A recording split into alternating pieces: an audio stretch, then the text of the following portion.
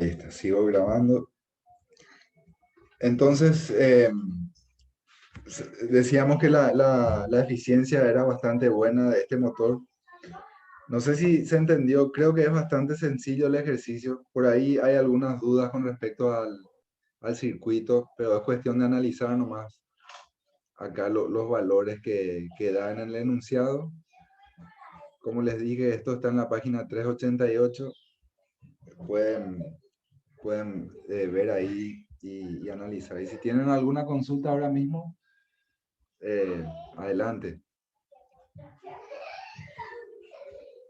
Es Profe, súper. yo creo que entiendo relativamente todo el ejercicio, ¿verdad? Pero a modo de que sea más fácil la interpretación, Sí, ¿verdad? No podrías, por ejemplo, si tú vas un poco más arriba donde está el enunciado del ejercicio, sí, sí, sí. ahí, si no podríamos ir ubicando, por ejemplo, cada uno de los datos donde corresponde en el sistema Claro, de representativo de ahí al lado. genial, genial. Y ahí vamos a pillar si es el Claro, motor de entonces elevación. así de repente si hay alguien que no entiende bien o algo por el estilo, le confunde una parte, como ya dimos todo física y electricidad, eso va a ser más fácil interpretar el sistema, El circuito en sí, ¿verdad? el Claro que sí. funcionamiento del circuito. Bueno, un motor de CD en derivación, acá da los datos de potencia, 50 HP. Acuérdense que siempre esta potencia es la potencia mecánica que nos da el motor. Eso como comentario, ¿verdad? Tiene una corriente del inducido nominal de 170 amperios y una corriente de campo de 5 amperios. O sea que la corriente del inducido, que sería esta de acá, la IA, es de 170 y la corriente de campo, que sería esta de acá, es 5 amperios. Cuando se bloquea el rotor, un voltaje del inducido de 10.2 voltios. Un ratito, chicos, ya.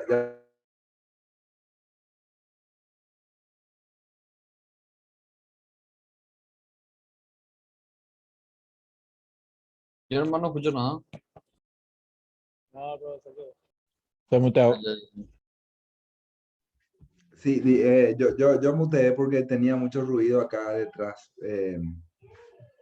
Disculpen. Bueno, una corriente del inducido nominal de 170 amperios. Bueno, cuando se bloquea el rotor, un voltaje del inducido de 10.2 voltios solo de las escobillas produce un flujo de corriente de 170 amperios. O sea que lo que se hace es bloquear el rotor y hacer circular una corriente nominal, o sea, la corriente, como vimos más arriba, la corriente del inducido nominal es 170 amperios, entonces se bloquea el rotor y se hace circular una corriente de 170 amperios. Y un voltaje de campo de 250 voltios genera un flujo de corriente de campo de 5 amperios. Entonces, esta corriente de 5 amperios es la IF, ¿verdad? La corriente de campo, que recuerdan que es esta de acá, que sería el circuito de la bobina de campo.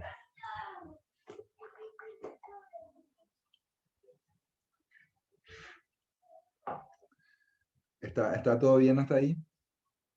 Sí, Bueno, se supone que la caída de voltaje en las escobillas es de 2 voltios. ¿Se acuerdan que en la teoría vimos que generalmente la caída de voltaje está entre 2 voltios y 3 voltios y que es un valor constante eh, prácticamente en todos los motores, ¿verdad? Entonces nos da este dato que se supone que es de 2 voltios esa caída de voltaje. En vacío y con un voltaje en las terminales de 240 voltios, la corriente del inducido es igual a 13.2 amperios. Y esto ya es diferente, ¿verdad? En vacío y con un voltaje en terminales igual a 240 voltios. O sea que esto ya no es con el rotor bloqueado, sino que es con el motor girando en vacío sin carga. La corriente del inducido es 13.2 voltios y la corriente de campo es 4.8 voltios. ¿Qué significa esto? ¿Por qué baja tanto ahí la corriente si se imaginan en esta segunda situación, digamos, sin el rotor bloqueado?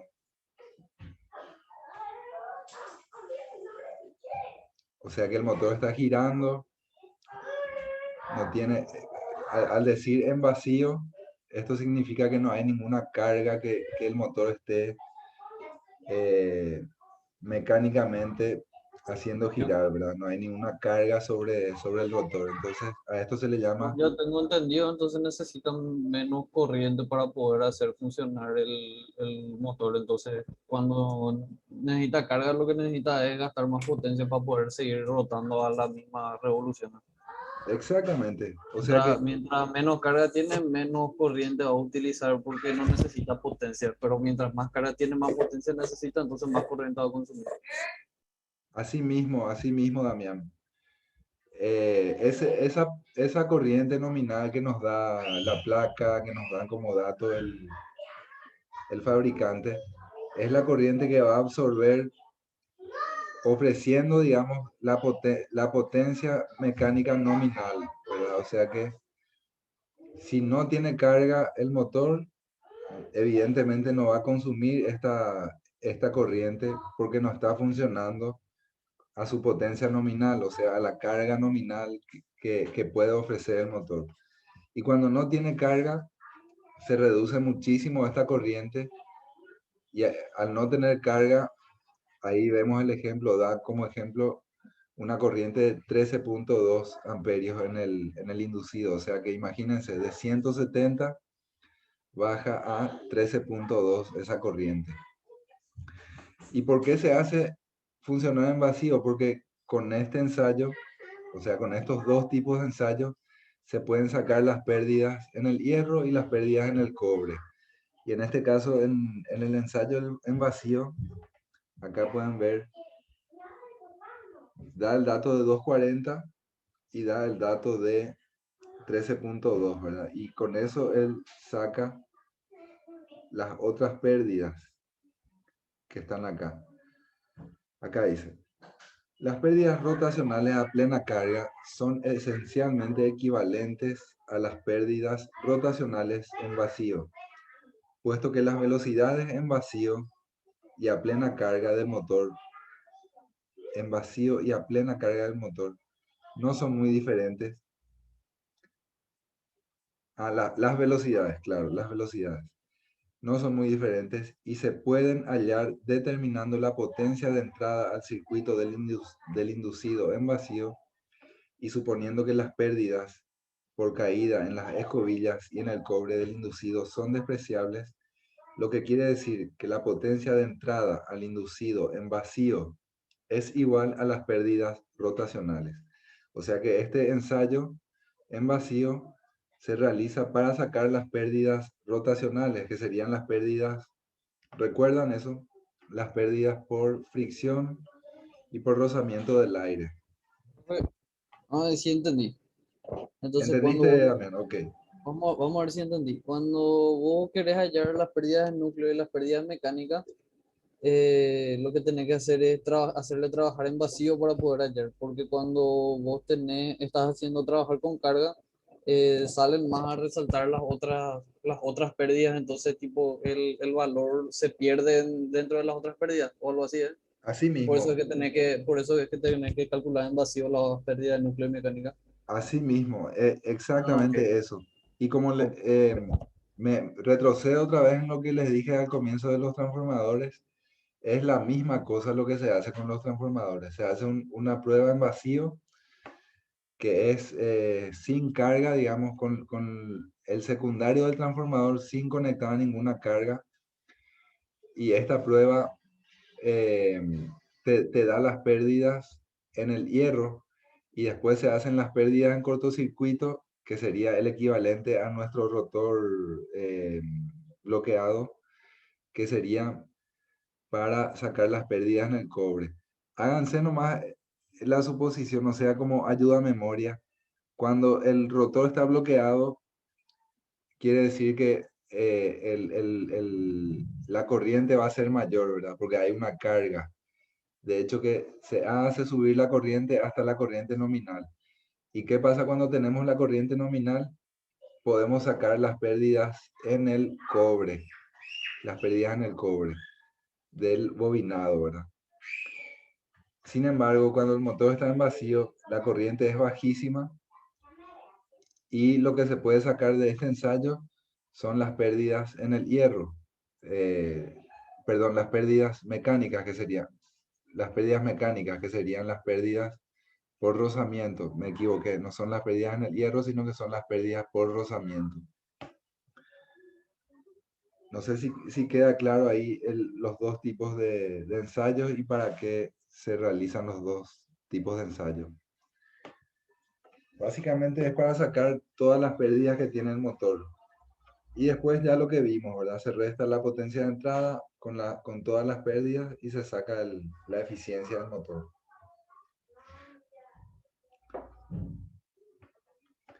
En el caso del transformador, cuando se hace esta prueba de cortocircuito, se cortocircuita una de las bobinas y se aplica una tensión a la otra bobina. Por ejemplo, si se cortocircuita el secundario, se aplica una tensión muy pequeña en el primario,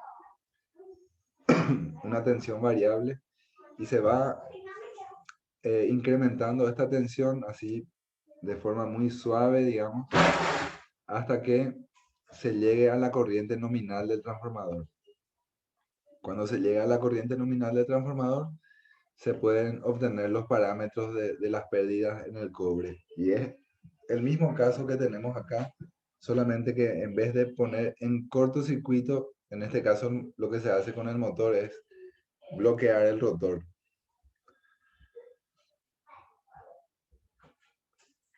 A ver si hay algún comentario en el chat.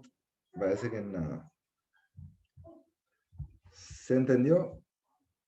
Chicos, chicas. Damián, ¿se entendió? Por el momento yo creo que entendí todo. Ok. Y estos ensayos son súper importantes porque estos ensayos son los que van a servir para poner los datos de placa, por ejemplo, de un motor. Y los datos de placa del motor son como la cédula de identidad del motor. De ahí se sacan todos los valores. O sea que cuando ustedes van a calcular para cierta aplicación, sí o sí van a necesitar los datos de placa del motor. Para poder saber qué tipo de trabajo eso puede hacer con el motor. Claro, exactamente. Y por ejemplo, algo que les va a ser muy útil, el motor generalmente viene en HP la potencia. Podemos buscar ahora mismo. Vamos a buscar ahora mismo. Datos de placa de un motor. Vamos a ver si hay imágenes. Ahí está. Vamos a ver, por ejemplo, este motor web. A ver si se puede ampliar. Ahí está. Acá está. Kilovatios HP, ¿verdad? Ustedes saben la relación, ¿verdad? Entre HP 37 por 746. 37 por 746.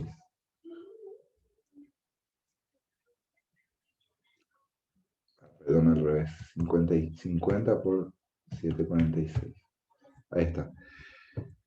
Para convertir de HP a kilovatios, se multiplica los HP por 746. Pero lo más importante acá, tenemos que buscar, si ven por ahí, eficiencia, me avisan. Factor de potencia, amperios. No dice la eficiencia. Está el factor de potencia. Qué raro. No está la eficiencia. A ver, en este. Factor de potencia. Tampoco está acá la eficiencia. A ver, en este.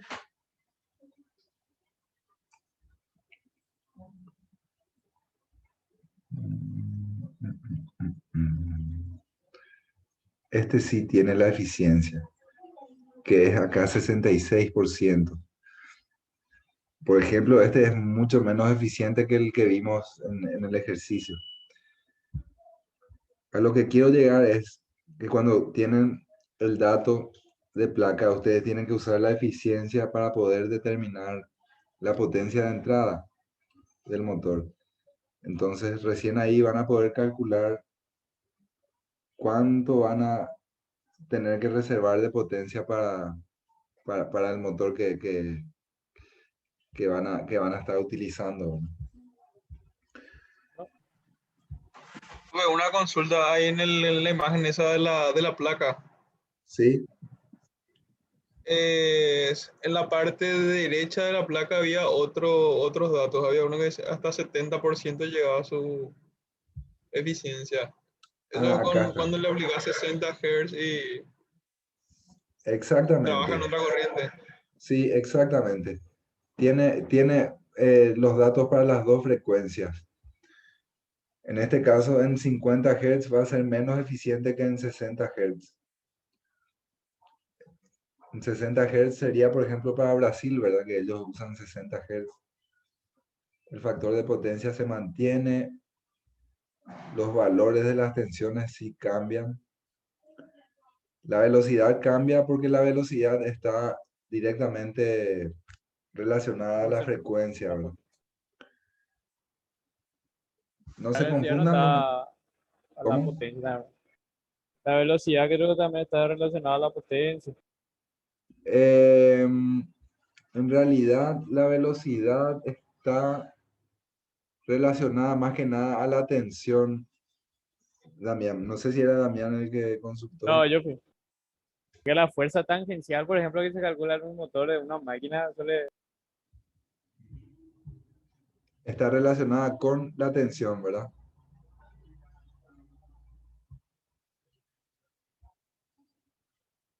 La Claro, la fuerza, tensión influye en la potencia y la potencia, luego lo que dijo el compañero.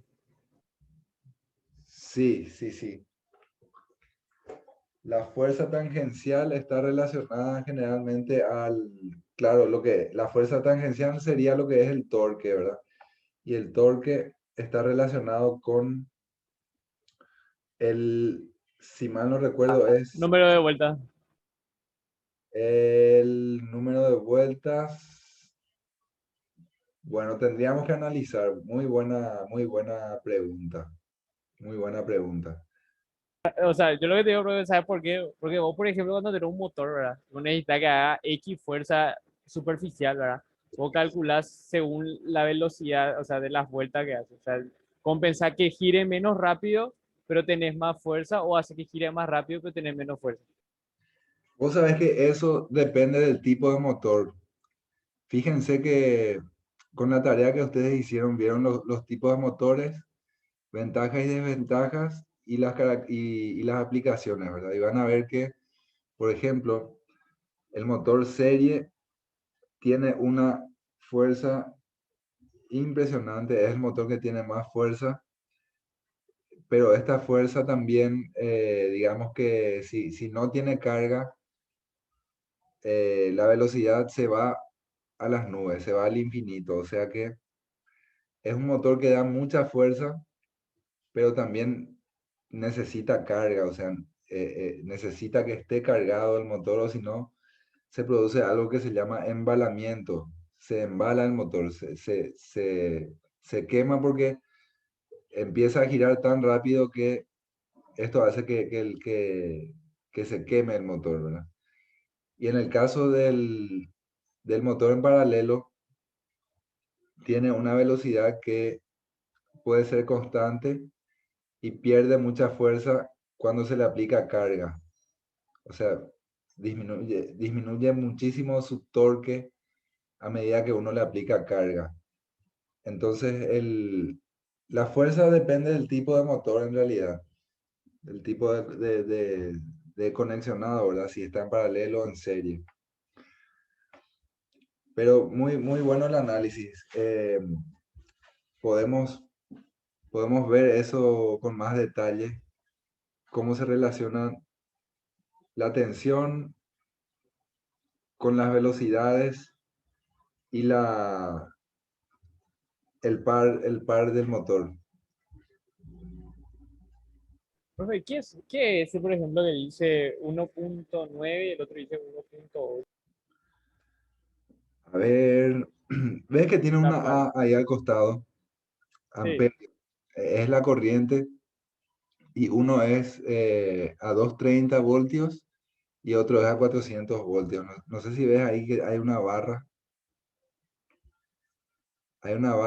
dice 230 Ah, barra 400 voltios, y al lado está triángulo y al lado barra estrella. Entonces, en 230 voltios conectado en triángulo va a tener una corriente de 1.9 amperios. 400 voltios conectado en estrella va a tener una corriente de 1.1 amperios. Así es como se... O sea, Dependiendo de la conexión del que le haga al motor, le tenés que proporcionar un voltaje distinto y va a tener un amperaje distinto y todas esas cosas. Delta exacto, estrella. claro. Él ya te está diciendo, mira, si me vas a conectar en estrella, dame 230. No me vayas a dar 400 porque ahí me quemo. Eso es lo que dice acá. O sea que en triángulo, acuérdense que acá las bobinas van a recibir la tensión total, ¿verdad? Por eso es que es menor la tensión en triángulo. Y en estrella, en realidad, se suman las dos bobinas. Por eso es que puede recibir más tensión. Por eso en estrella es mayor, digamos, el nivel de tensión que puede soportar el motor. Pero si uno conecta, por ejemplo, este motor a 400 voltios en triángulo, se quema. Directamente Profe, se, ¿sí? pregunta. ¿El tipo de conexionado que le da al motor influye en el trabajo que vos querés hacer o es dependiendo de lo que te pide el circuito?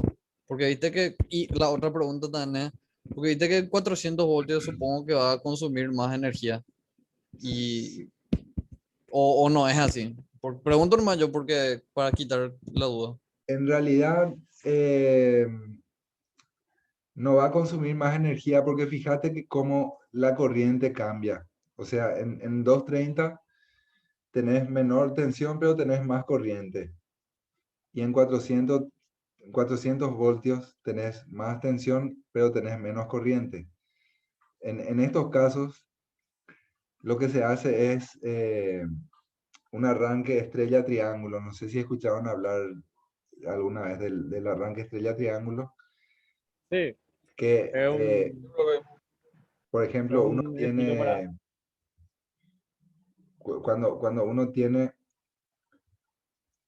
que, o sea, para que no tenga una corriente tan alta en el arranque, se hace un arranque estrella-triángulo, porque en triángulo, como les dije hace rato, nosotros tenemos, por ejemplo, 380 voltios en la red, ¿verdad? Y si queremos conectar un motor, va a tener cierta corriente en triángulo y cierta corriente en estrella. Para que no tenga tanta corriente, se conecta primero en estrella, porque en este caso como pueden ver ahí, hay un punto común, el punto común de estrella, que sería digamos, la mitad entre dos bobinas. Entonces, los 380 voltios se aplican, vamos a ver un poco esquema.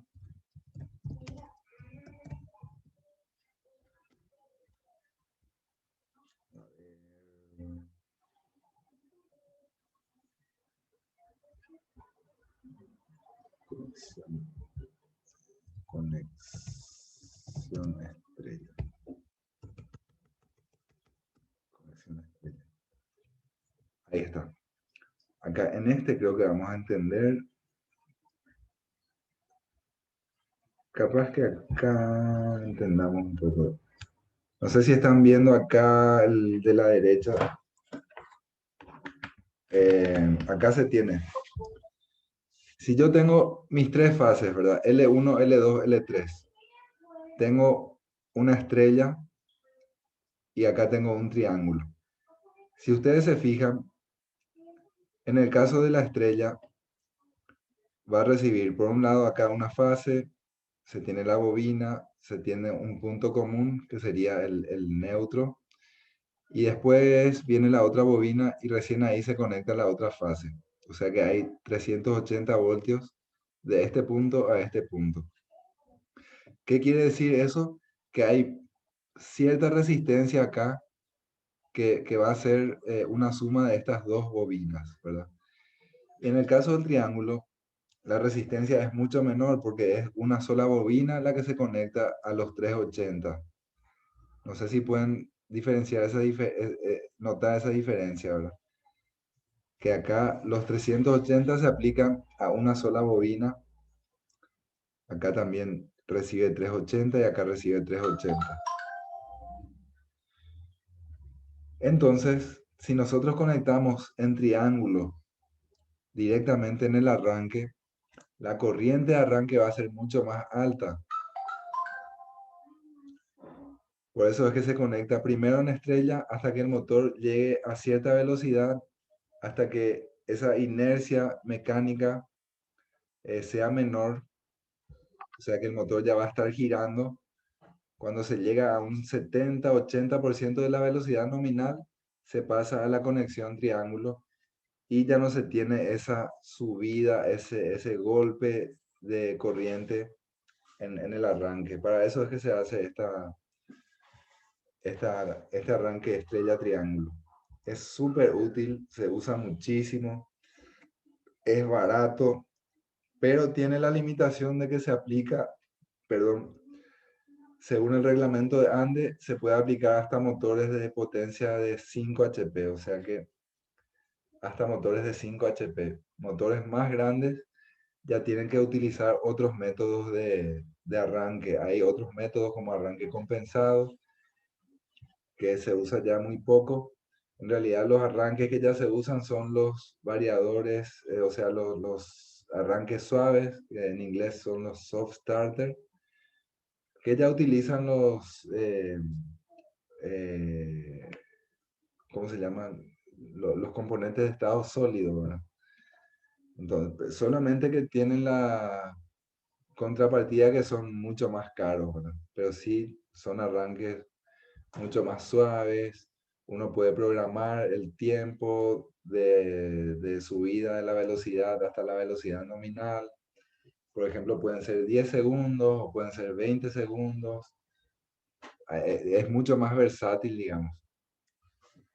Me fui un poco por las ramas. Había consultado eso. Disculpame, Andrés, vos habías consultado el tema No, de la... mi angro, Clarito, clarito, profe, todo claro. Ok, ok. Bueno, ah, lo que sí te voy a decir, profe, sí, sí está relacionado las vueltas con la potencia. con la potencia. Sí, porque viste que, por ejemplo, cuando voy de ese tema de Brasil y el tema de Paraguay, por ejemplo, ahora, que son los hertz que funcionan, ¿verdad? Por ejemplo, en Brasil funciona a menos velocidad, pero tiene un poquito menos de potencia. A ver, vamos a ir otra vez a la placa. Ufa, se nos perdió nuestra placa. Acá está. ¿Viste? Ese que dice 1370 es las vueltas y el otro dice 1640. Y si ves la potencia del que es ya 240, sería los 480, ¿verdad? Ah, ok, ok. Eh, Entiendo lo que decís. Sí, con respecto a la cantidad de revoluciones por minuto, yo me estaba confundiendo. Pensé que me hablabas de la cantidad de vueltas de hilo de la bobina. ¿Te no, no, referías a no, yo te a la hablaba de la, velocidad? sí, Ya, de la velocidad. ok. Muy buena pregunta también.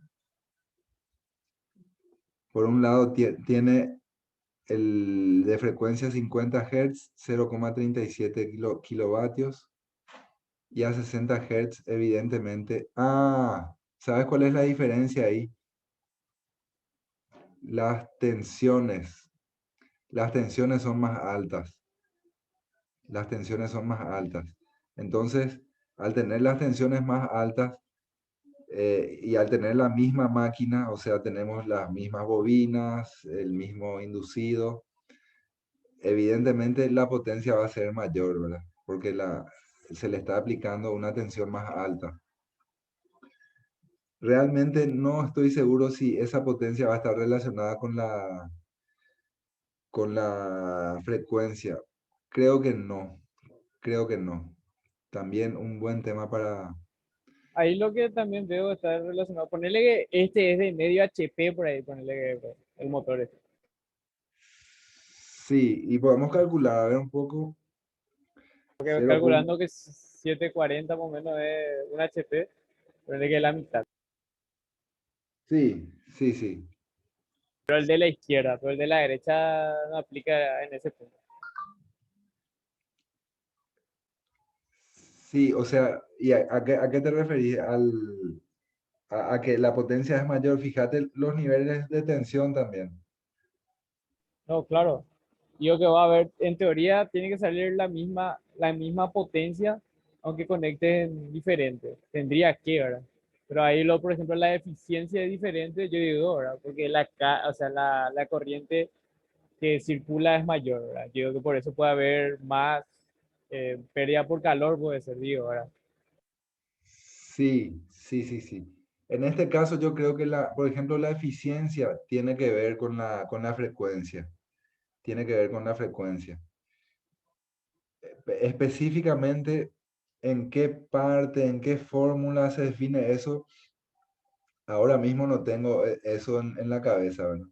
Pero sí te puedo decir que la potencia, en el caso de los 60 Hz, ahí ya, fíjate abajo, los niveles de tensión son más altos, o sea que ya te define ahí, mira, a 60 Hz hay que aplicarle 275 en triángulo y 480 en estrella. Entonces, a estas tensiones se va a tener una potencia de 0,44 kilovatios. Eso es lo que te está diciendo, digamos, la placa, ¿verdad? No sé si la potencia, yo creo que no está relacionada con la frecuencia en este caso, sino que está relacionada con las tensiones que se aplican, ¿entendés? Y sin embargo, la eficiencia sí pienso que puede estar relacionada con la frecuencia. Ahora mismo anoto estos temas para investigación. Potencia relacionada a frecuencia y tensión. Y la anterior, ¿cómo fue que habían consultado? ¿Quién era el compañero que consultó? Eh, la velocidad, con respecto a la velocidad, ¿verdad? Potencia relacionada a la velocidad.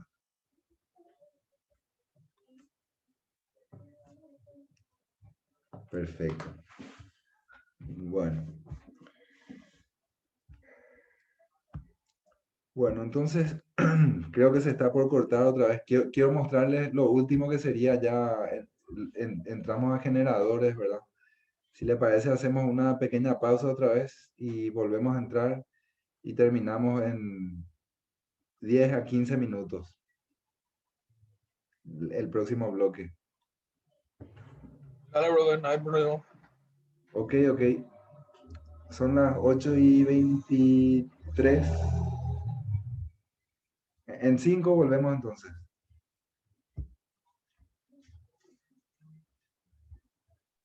Dale, brother.